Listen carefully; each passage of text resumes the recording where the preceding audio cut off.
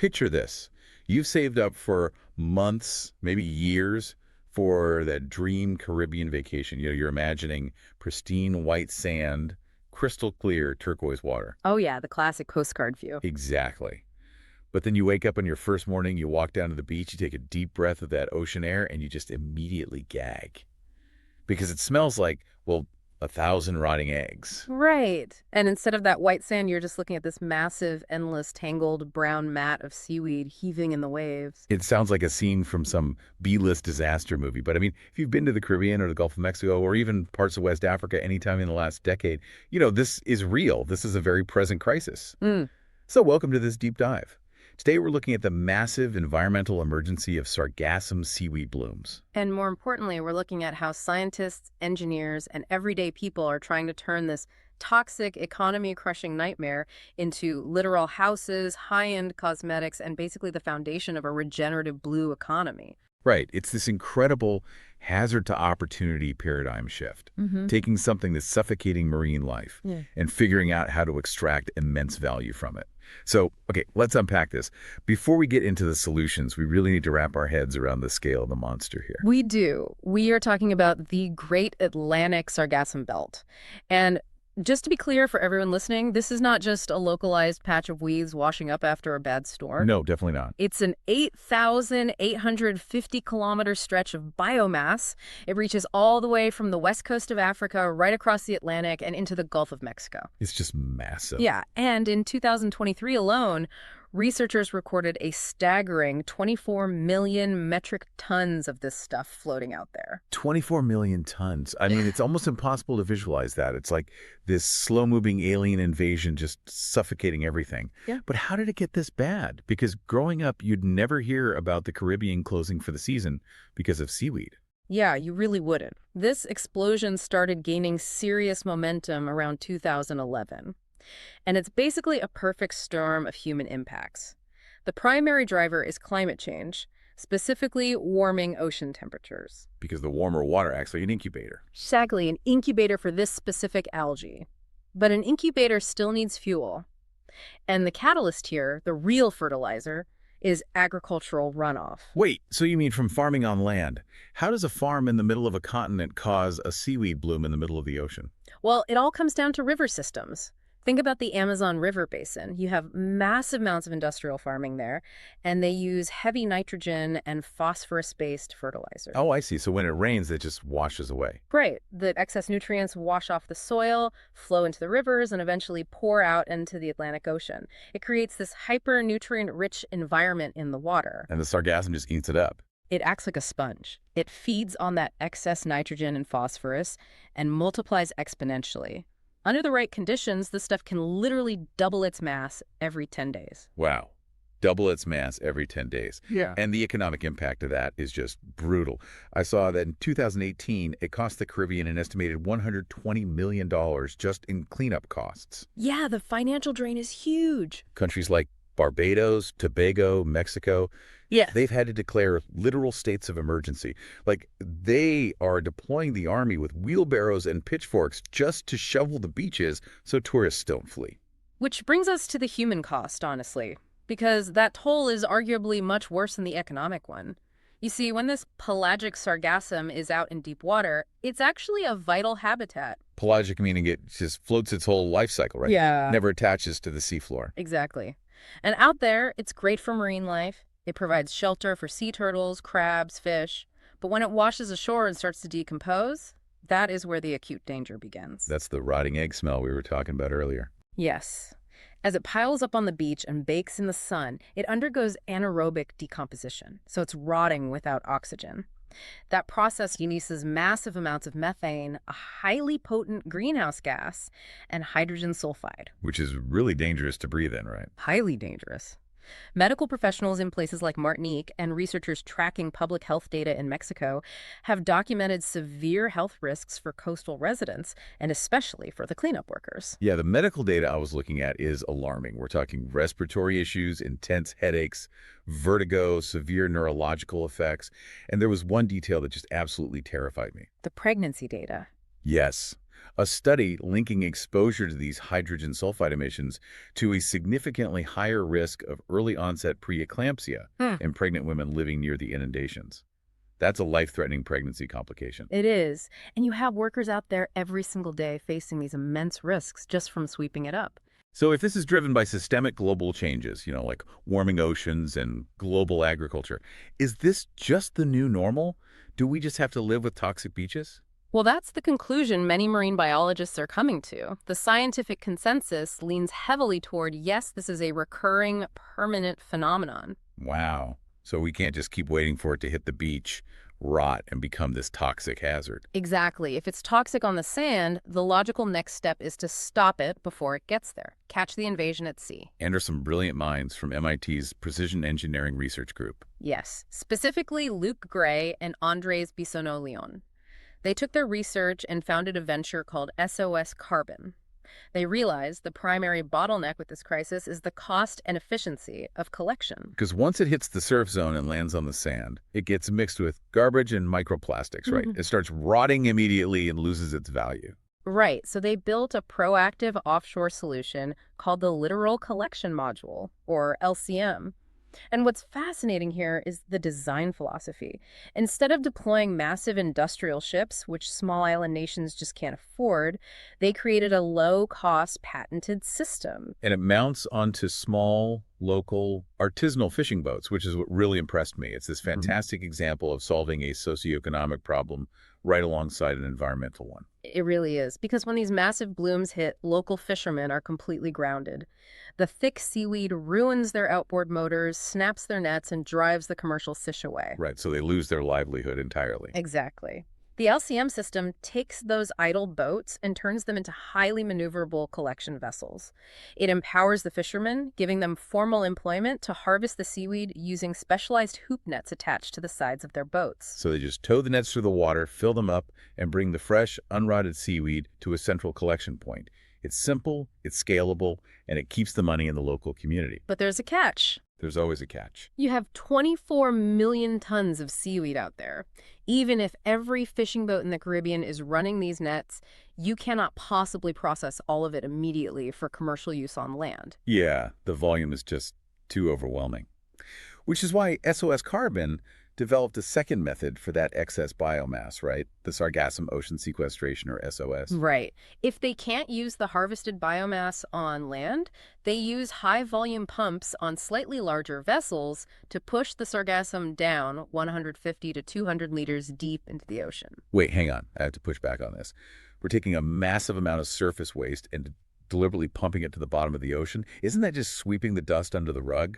We're taking a toxic problem at the beach and making it a deep-sea problem. It sounds like that, I know. It's a completely fair question. Why would we pollute the deep ocean? But you have to look at the biology of the sargassum to understand why it actually works as climate mitigation. Okay, explain that to me. Sargassum floats on the surface because it has these tiny little gas-filled bladders. They look almost like little grapes. Oh yeah, I've seen those. So when you use high-volume pumps to push it down past that critical depth of 150 to 200 meters, the immense physical pressure of the water column physically compresses and bursts those gas bladders. So it just pops and it loses its buoyancy. Exactly. Yeah. It becomes negatively buoyant. So even when the pump releases it, it can't float back up. It just continues to sink naturally all the way down to the abyssal plain, the very bottom of the deep ocean. And what happens down there?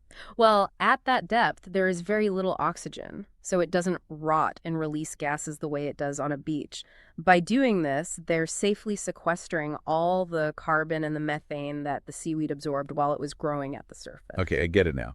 So instead of letting it wash up and release all that methane and CO2 back into the atmosphere as it bakes in the sun, they're locking it away in this deep water vault. Precisely. It takes carbon out of the active atmospheric cycle and stores it where it can't contribute to global warming. But that raises a massive legal question, doesn't it? Like dropping millions of tons of biomass into the deep ocean. Who governs that? Who actually owns the sargassum out in international waters? This raises an important question, yes. It is essentially the Wild West of maritime law right now. The technology for sequestration is moving much faster than the legal and policy frameworks required to govern it. I can only imagine. Trying to regulate blue carbon credits across international borders. It's a bureaucratic nightmare. There's a constant debate over how to accurately measure, regulate, and trade those credits. Still, even with the legal hurdles, intercepting it at sea and sinking the excess is brilliant. But the ocean is huge. Millions of tons are still inevitably going to make it past the boats and wash up onto the sand. Right, we can't stop it all. So what happens to the seaweed that actually lands? This is where we shift from high-tech ocean engineering to a profoundly human, low-tech, but super high-impact innovation in Quintana Roo, Mexico. It brings us to the story of Omar Vasquez Sanchez. The founder of a company called Blue Green. Exactly. And his story is just a beautiful testament to how personal history can drive innovation. As a child, he crossed the border into the U.S. with his mother in search of a better life. He worked for years in agricultural fields in California. But he always wanted to return to Mexico and give back to his community, right? Yeah, and he had this very specific, nostalgic vision of recreating his grandmother's traditional adobe farmhouse. But instead of just using normal mud and straw, he looked at the massive piles of sargassum choking his local beaches back in 2015. Because he was already using some of it as a basic fertilizer in his plant nursery, right? Right. But then he started looking at it as a structural building material. And it took years of trial and error, experimenting with the formula to bind this slimy, salty weed into something solid. And eventually he invented the Sarga block. Yes. It's basically an environmental Lego brick that literally builds a community out of a crisis. It's a mix of about 40% sargassum and 60% organic materials and limestone. And the specifications on these blocks are incredible for affordable housing. First, they are so cheap to produce. We're talking 10 to 12 Mexican pesos, which is roughly 50 cents US per block. That's incredibly cheap. And second, they require very little water to manufacture, which is crucial in coastal regions that often face freshwater shortages. And third, they don't even need an energy-intensive kiln. They just dry in the ambient sun in a matter of hours. That is so smart. And he used these blocks to build that replica of his grandmother's house, which he named Casa Angelita. And this isn't some flimsy prototype either. It has survived 5 hurricanes and 6 tropical storms. The National Autonomous University of Mexico actually tested the blocks in a lab and confirmed their resistance to hurricane-force winds and earthquakes. Okay, but I have to ask the obvious question here. What about the smell? We just spent the whole first segment talking about how this stuff smells like rotten eggs. Wouldn't a house made of it just smell terrible on a hot day? You would certainly think so, but the secret is in Omar's processing method. The sargassum is fully dehydrated, finely crushed, and then mixed with that limestone and organic waste before it's heavily compacted in an industrial press. So the processing completely gets rid of the smell. Yes, that specific dehydration and crushing process completely neutralizes the marine odor. It doesn't smell like a beach at all. It just smells like a normal, earthy adobe brick. That's amazing. And the social impact he's having is massive. He's built and donated 13 homes to low-income families in his region. Each home requires up to 20 tons of seaweed and about 2,000 blocks to build. He's taking the very thing threatening their coastal economy and turning it into safe, hurricane-proof shelter. But again, let's look at the math. 20 tons of seaweed for a house is great, but we're dealing with 24 million tons of sargassum in a single year. Right. To absorb that kind of overwhelming volume, we need global, massive industrial applications. We need a way to consume this stuff on a monumental scale. Which brings us to Carbon Wave. They're using what's called a cascading biorefinery model. Yeah, and to understand a cascading biorefinery, just think about how we process petroleum. We don't just burn raw crude oil. We refine it into high-value aviation fuel, then gasoline, then plastics, down to the cheap asphalt on our roads. Exactly. We extract every ounce of value from it. Carbon Wave is doing the exact same thing, extracting multiple ascending and descending value products, but with a regenerative, plant-based feedstock, the sargassum. Here's where it gets really wild. They're taking this smelly beachweed and turning it into high-end cosmetics. They developed a product called Sea Balance 2000, the world's first seaweed-based cosmetic emulsifier. But wait, I have to stop you there. Are you telling me people are putting a toxic weed that smells like sulfur on their faces? How do they get past the contamination? Right, because it acts like a biological sponge, soaking up heavy metals from the water column, specifically arsenic. Yes, that is the single biggest scientific hurdle this entire industry faces: arsenic bioaccumulation. So if you're going to put this on human skin or use it on food crops, you have to be absolutely certain it is safe. You can't just scoop it off the beach with a tractor and put it in a lotion bottle. Exactly. Carbon Wave and other companies have had to develop incredibly rigorous, highly complex purification protocols at their biorefineries. The refining process has to meticulously strip out those heavy metals to meet international health and safety standards. Okay, so once they purify it, they make this C-Balance 2000 emulsifier.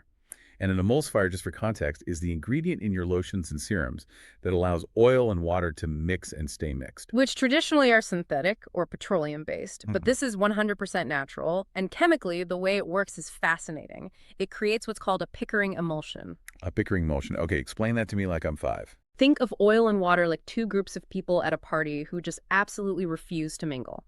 Normally, in cosmetics, you use chemical surfactants, basically chemical matchmakers, forcing the oil and water molecules to hold hands. Okay, I'm following. But a Pickering emulsion doesn't use chemicals to force them together. Instead, it uses microscopic solid particles from the seaweed. These particles act like tiny physical bouncers standing exactly on the border between the oil and water droplets. So they just keep them separated? Right, they keep them perfectly suspended and separated so they don't separate in the bottle. That is brilliant. Just tiny seaweed bouncers keeping the peace in your moisturizer. And it works in both cold and hot formulation processes, right? Which saves manufacturers a massive amount of energy. Plus, it gives this silky silicone-like feel to the skin. It's actually clinically proven to increase skin hydration by 27% in just 2 hours. And because they're upcycling this biomass before it rots on the beach, every ton of sargassum prevents about 450 kilograms of CO2 equivalent emissions. But because it's a cascading model, they don't stop there. After extracting the emulsifier compounds, they use the remaining structural polymers from the seaweed to create bioleather.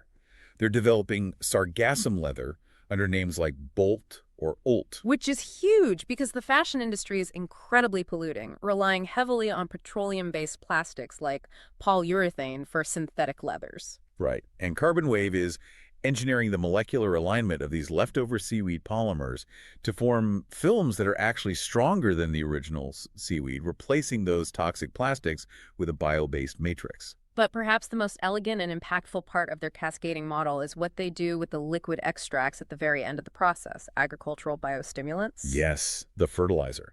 This is the part that completely blew my mind. Here's where it gets really interesting. If we connect this all the way back to the beginning of our conversation, remember what we discussed as the major root cause of these blooms. The nutrient runoff from agriculture. Nitrogen and phosphorus washing off industrial farms in the Amazon, flowing out to sea to feed the algae. Exactly. By extracting the beneficial nutrients from the sargassum to create natural agricultural biostimulants and giving those back to the farmers to use on their crops, we are taking those excess nutrients out of the ocean and putting them back into the soil where they belong. It perfectly closes the loop of the circular economy. You're literally utilizing the symptom to mitigate the disease that caused the crisis in the first place. It is the ultimate aha moment for a regenerative economy. It really is. So let's take a step back and look at the incredible journey we've covered today.